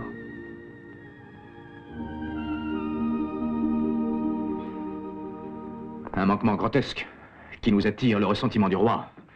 Voilà la récompense de tous nos efforts. Je pense que vous avez eu bien tort de ne pas vous contenter de remettre la liste au roi sans le faire savoir à ce brigand de Marseillais. Mais qui le lui a fait savoir? Les hommes de confiance de monsieur le comte d'Artois. Et dans quel but? Eh bien, nous voulions l'attirer dans un guet-apens, mais il s'est montré plus retors que nous. Et j'en paierai les conséquences. Non, pas encore, mon cher Laflèche. Je vous ai obtenu un sursis du roi. Tâchez d'en profiter. Toute la domesticité réunie, monsieur le baron. Bien. Désirez-vous m'accompagner? Non, non, sans façon. J'ai peu de goût pour les interrogatoires.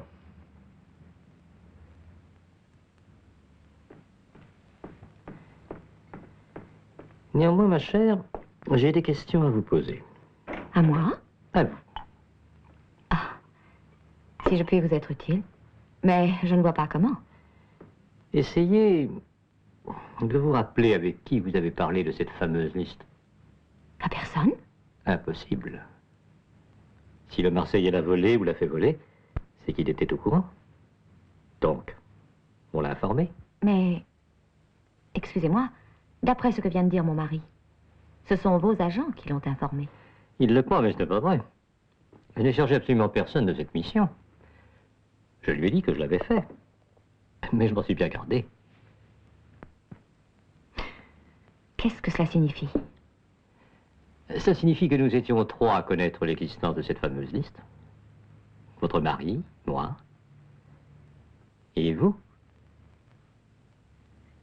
Vous voyez, Antoinette, il y a longtemps que j'ai dans l'idée que les informations du Marseillais ne pouvaient sortir que de cette maison. J'ai voulu en avoir la preuve.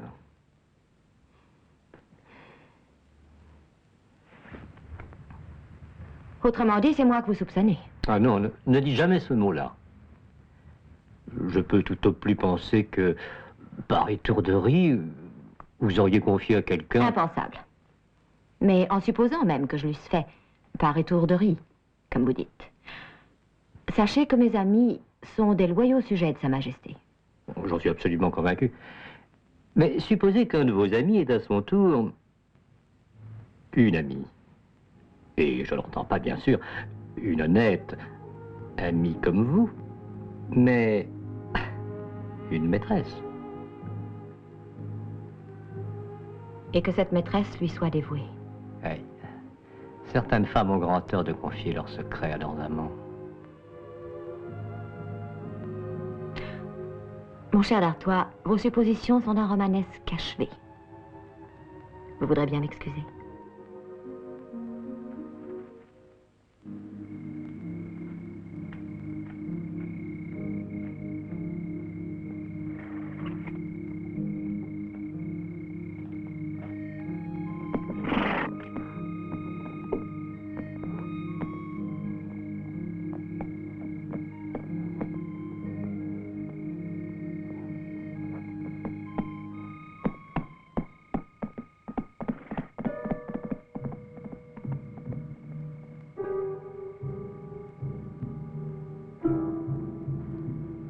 Vous? Que faites-vous ici?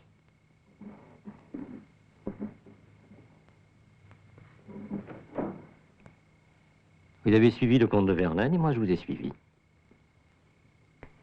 Nous pouvons partir maintenant. Nous savons tous les deux ce que nous voulions savoir.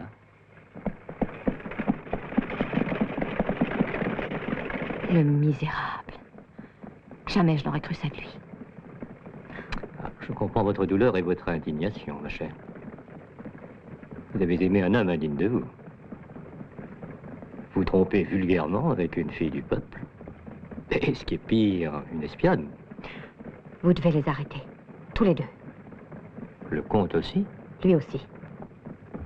Oh, ce pauvre chevalier n'a été qu'un instrument.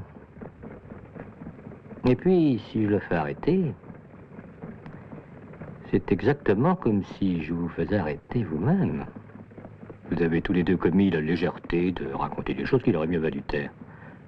Enfin, c'est tout. La vraie coupable, c'est la fille.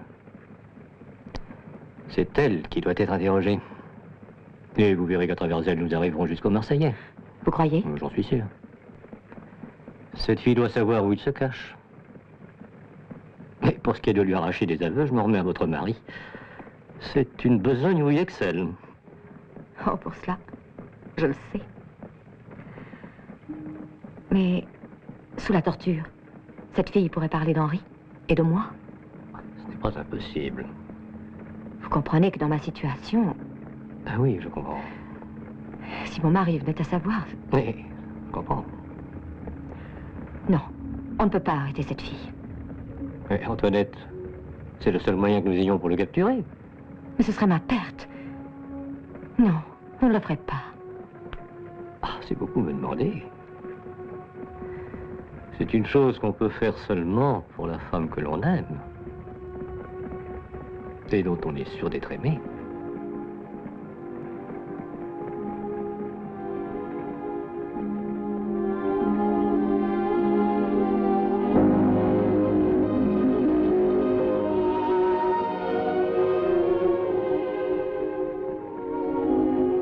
Mon mari n'est pas là cette nuit.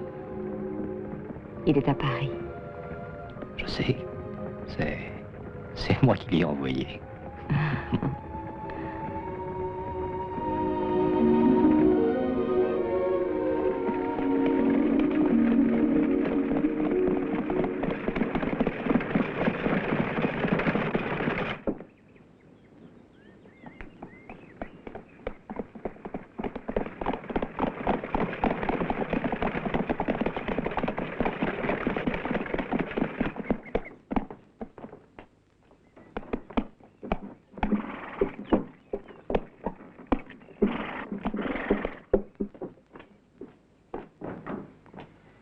cher d'Artois, le ministre ne m'attendait pas. Et il ne se souvenait pas d'avoir été averti par vous. Ah, cet homme-là est d'une distraction proverbiale. Oui. Mais vous nous quittez? Oui. Je n'ai que trop abusé de votre hospitalité. Ma mission est terminée, mon cher Laflèche. Et je vous laisse le bénéfice de l'arrestation du Marseillais. Comment? Cela vous sera facile maintenant. À l'auberge du Coq d'Or, il y a une jeune fille, une fort jolie fille. Elle s'appelle Maria. Arrêtez-la immédiatement. C'est une espionne de ce brigand. Une espionne? Et comment avez-vous appris cela? Bon, c'est sans importance. L'important, c'est ce que vous allez découvrir maintenant. Vous verrez, vous irez de surprise en surprise. Mon cher Laflèche.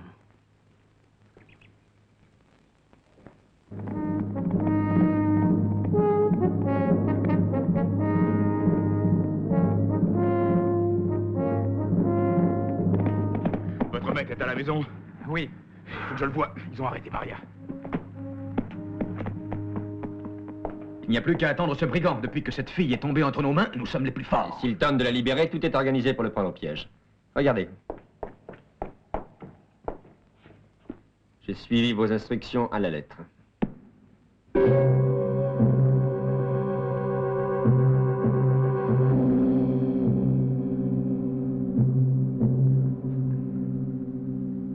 Mais c'est arrivé quand? À l'aube. Il l'accuse d'être une espionne du Marseillais. Je n'aurais jamais dû la quitter. Les gendarmes sont postés autour de la prison et à l'intérieur. Si nous attaquons, ce sera un massacre. Nous n'arriverons jamais à nous rendre maître de la place. Oui, c'est juste. Je n'ai pas le droit de vous sacrifier de cette façon.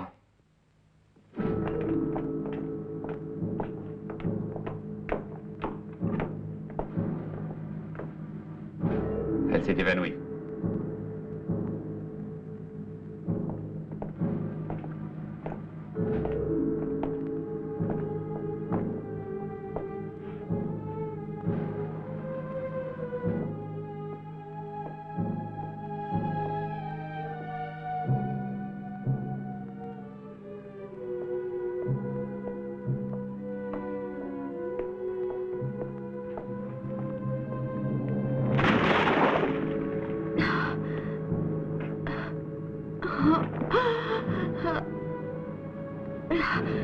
Tu es vraiment idiote, ma fille.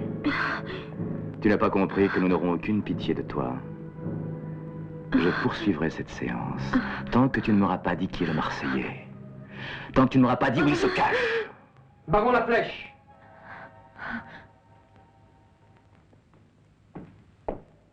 Monsieur de Verlaine, vous avez le don d'apparaître au moment les plus inopportuns. Je vous prie de quitter ces lieux. Vous perdez votre temps avec cette fille. Elle ne sait absolument rien. Vraiment? Et comment pouvez-vous l'affirmer? Donnez-moi votre parole que vous la laisserez libre, et je vous dirai, moi, qui est le Marseillais. Non! Non! Silence, vous! Tu as trop souffert, ma chérie. Ah. Tiens. Je vous ai proposé un pacte, baron. Vous acceptez? Je vois que le chevalier à la rose rouge est fidèle à sa réputation. Mais dites-moi, est-ce sur l'oreiller qu'elle vous a appris la véritable identité de ce brigand? Je vous le livrerai, personnellement. Mais avant, je veux votre parole que vous allez libérer cette fille. Je me moque de cette fille, monsieur de Verlaine. Je vous la donne. Et maintenant, dites-moi ce que vous savez. Voici mon épée. Que voulez-vous que j'en fasse? Je suis votre prisonnier. Vous? Moi. Je suis le Marseillais. Vous? Le Marseillais? Et vous pensiez que j'allais croire à un mensonge aussi absurde? Eh bien non! Je parle sérieusement, baron Laflèche. Ah, et vous insistez. Et c'est avec de tels moyens que vous espériez faire libérer cette personne. Vous n'avez pas réussi. Je la garde. Et vous disparaissez. Que plus jamais je ne vous retrouve sur ma route. Maria, dis-lui la vérité. Quel menteur! Jamais de toute ma vie je ne lui ai adressé la parole. Vous avez de la chance. Si je ne vous donne pas la leçon que vous méritez, comte, c'est qu'en réalité, vous êtes plutôt comique. Par inconscience, vous transformeriez les événements les plus dramatiques en farce. La réponse à votre supercherie, la voilà. Il arrive, le Marseillais. Allez donc plaisanter ailleurs, jeune homme. Vous risqueriez d'être malmené et ce serait dommage. Déguerpissez, monsieur de Verlaine. Vous avez entendu? Nous avons un petit travail à faire avec cette gamine. Ah!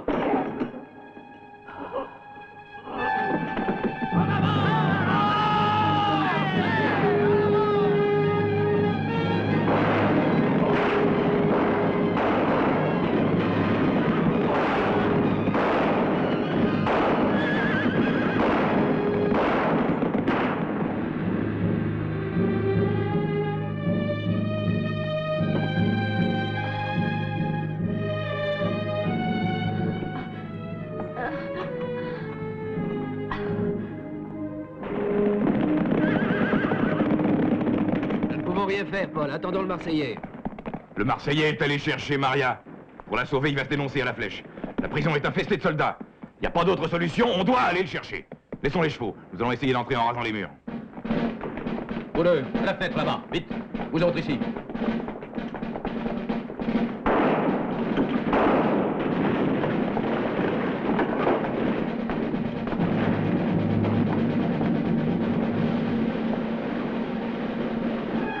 Qu'est-ce que vous faites avec cette épée?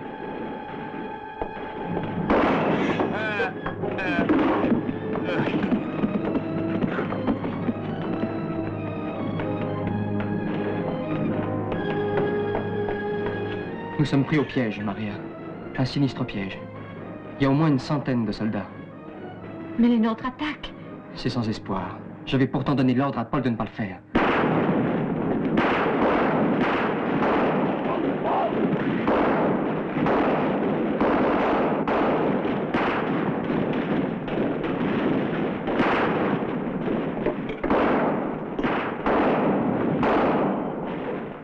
Curieux, leur chef n'est pas avec eux. Il n'y a personne avec le manteau noir et le masque. C'est très étrange. Il n'agit pas ainsi en général.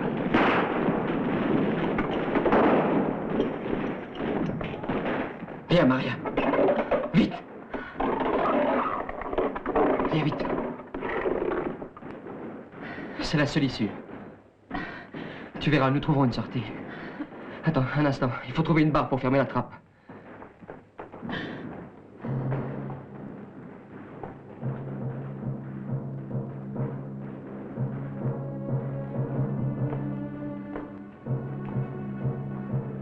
C'est vous qui l'avez tué? Pourquoi? Et maintenant, c'est ton tour. Alors c'est vrai. Vous êtes le Marseillais. Oui, c'est vrai. Aussi vrai que tu es un verre, une canaille.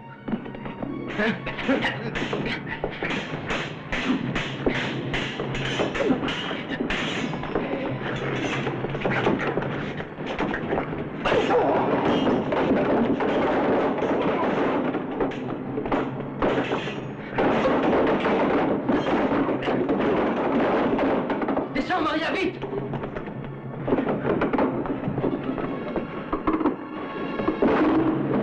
Garde! Garde!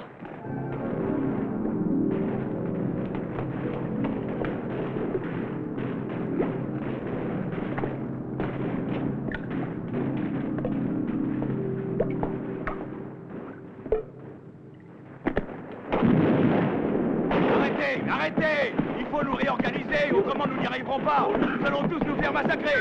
Écoutez-moi, rendez-vous à la clairière. Hey!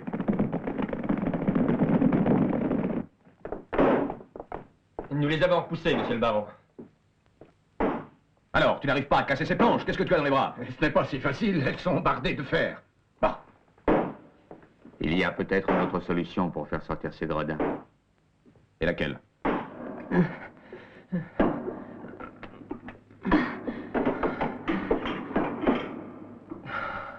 C'est inutile.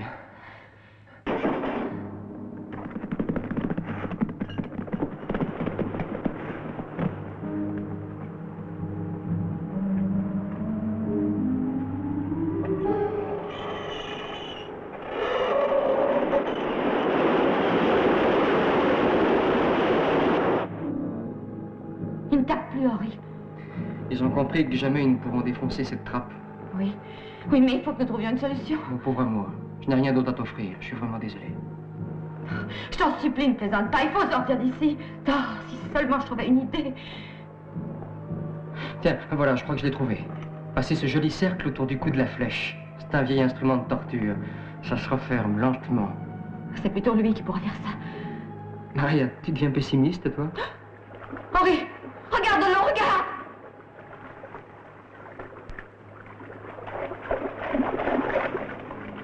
Ils ont ouvert les l'écluse du fleuve, et le fossé se remplit d'eau. Ils ont décidé de nous noyer. Non, non, ce n'est pas ça qu'ils espèrent. Ils renonceront quand l'eau leur arrivera jusqu'au menton. Vous verrez qu'ils se décideront à soulever cette trappe. S'ils préfèrent mourir noyés que pendus, je te le raccorde. Pour moi, cela ne change rien.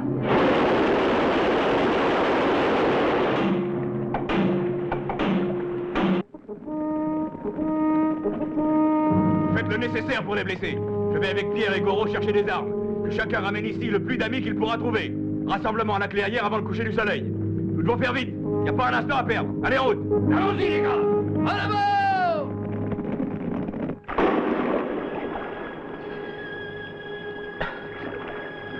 Écoute-moi, Maria. Nous ne sortirons jamais d'ici. Il n'y a plus que la trappe. Et si nous nous rendons, nous ne nous pendrons peut-être pas immédiatement.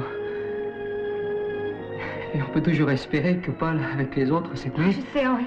Tu espères que la flèche va m'épargner. Mais je vais mourir avec toi.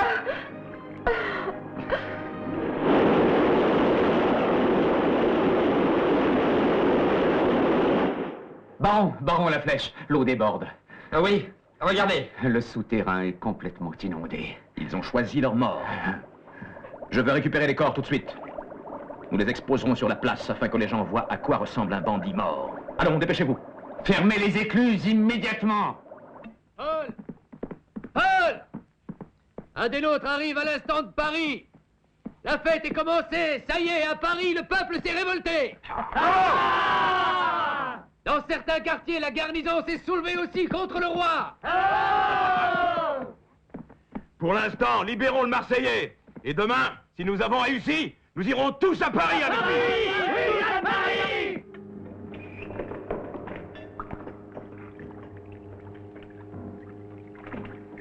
Malédiction! Quel démon! Une fois encore, il m'a échappé.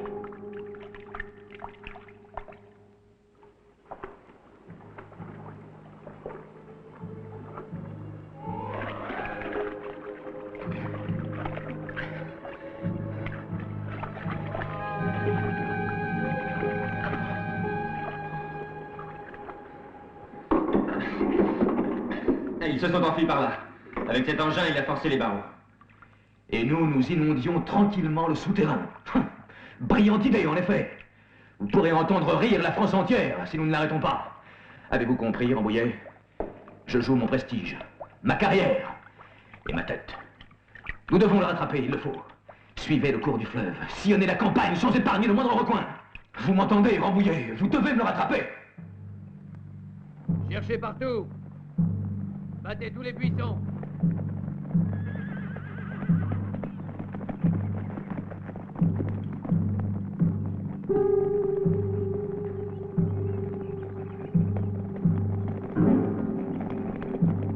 Maria!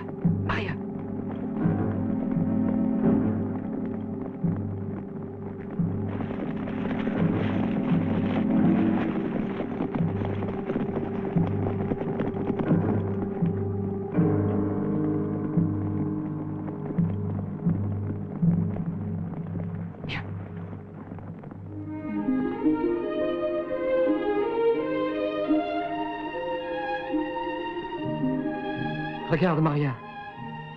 Le refuge. Nous risquons d'y trouver nos amis.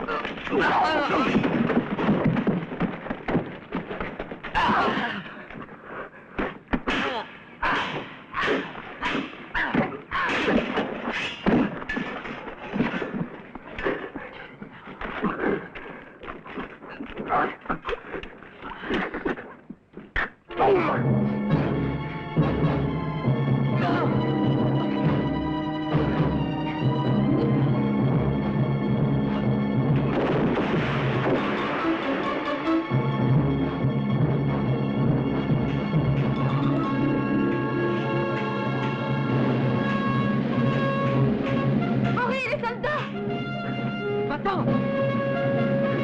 Maintenant, à nous deux. Ne traînons pas, on vient nous déranger.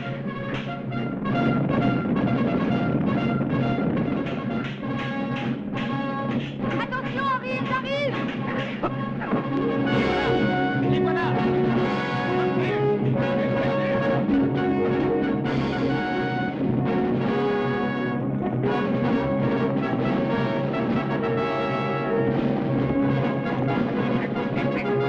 Un traître comme lui! Donnons-lui le châtiment qu'il mérite! Lâchez-moi! Canaille! Je vous ferai pendre! Lâchez-moi! Mais qu'est-ce qui se passe? C'est la fin du monde? Non, citoyens, c'est la fin de la tyrannie!